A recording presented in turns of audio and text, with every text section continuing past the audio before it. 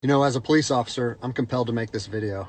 I've been in law enforcement for 10 years, and I'm speaking to my peers, other fellow officers, people in any kind of law enforcement position.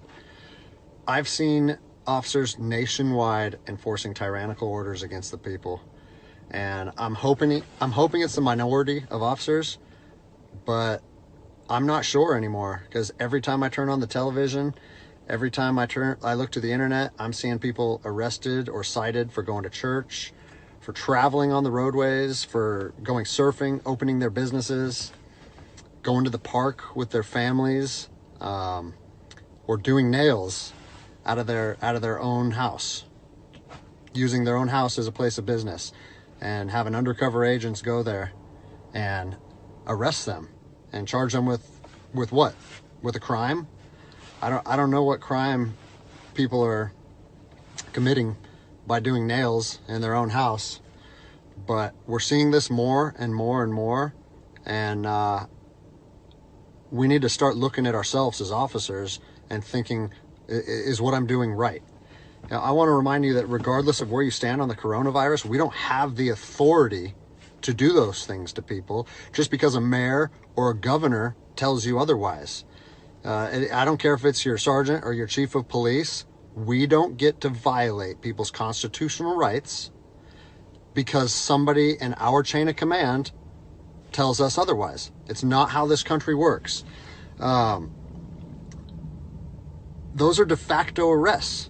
You know, we're violating people's rights and taking money from them, or even worse, arresting them and depriving them of their freedom when they are exercising their constitutional rights. So let's talk about that. Let's read something right here off of the Declaration of Independence. All men are created equal. Among these, we have the right to life, liberty, and the pursuit of happiness. That to secure these rights, governments are instituted among men, deriving their power from the consent of the governed, meaning our power and any government official's power is derived from the people. Okay? We don't hold power over our citizens. It's contradictory to everything that our country stands for. And this is what I'm seeing. First Amendment rights, telling people they can't go to church, freedom of religion. Okay? Telling people they can't protest, freedom of assembly. Fourth Amendment violations, illegal traffic stops to check for papers. What are you, the Gestapo? Is this 1930s Nazi Germany? You don't get to stop people unless you have reasonable suspicion or probable cause that they have committed a crime. And I know people that have personally been stopped saying, we want to see papers showing that you're essential. David 2, copy a phone call. That is not how our job works, okay? What really has been pissing me off lately is the fact that these officers that are going out here and enforcing these tyrannical orders, what they're doing is they're putting my job and my safety at risk. Because what you're doing is you're widening the gap between public trust and law enforcement officers. And what that's going to do is it's going to, I mean, look at what's happened to law enforcement in the last 10 years. Less and less public trust, and more often than not, that is a result of isolated incidents that get blown out of proportion. Well, they're not isolated anymore. They're happening every single day. And the thing that I want you guys to realize is that our power that we hold as law enforcement officers, it's nothing more than a facade. It's a badge and a gun. And people, you don't realize, if you haven't lived in anarchy, if you haven't seen combat, things can be stripped from people in a heartbeat.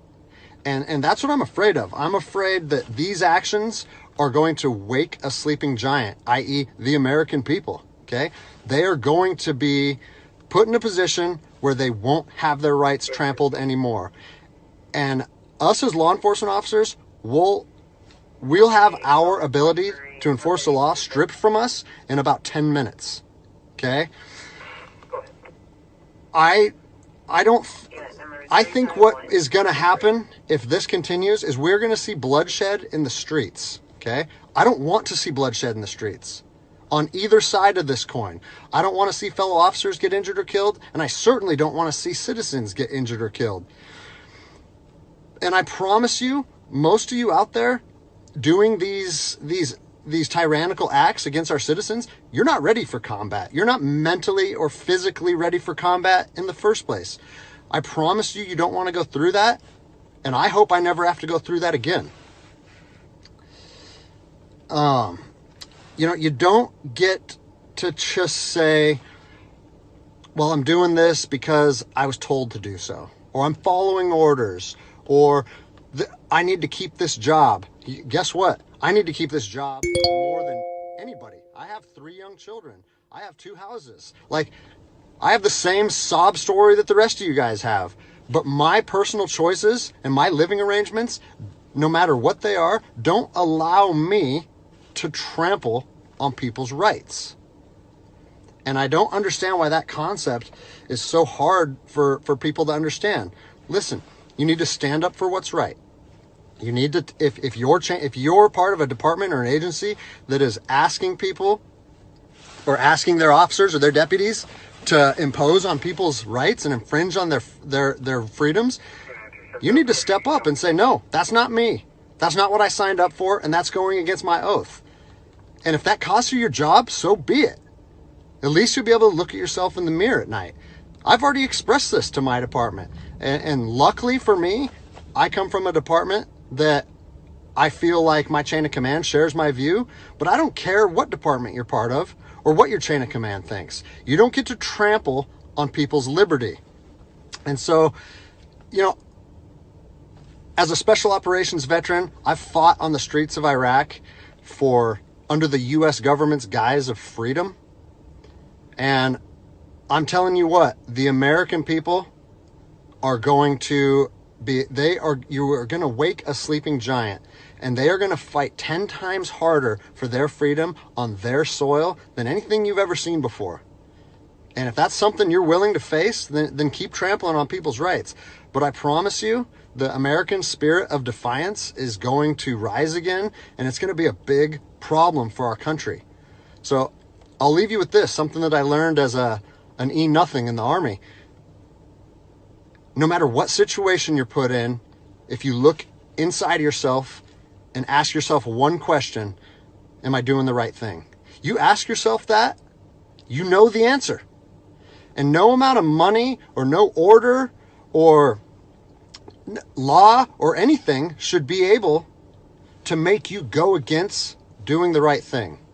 So I'm imploring officers to look inside themselves and ask themselves, is this what I want to be doing to my citizens? And I think the answer is clear. And if we all stand up together, guess what? It'll be a non-issue, no factor, because people and law enforcement will be united like we should be.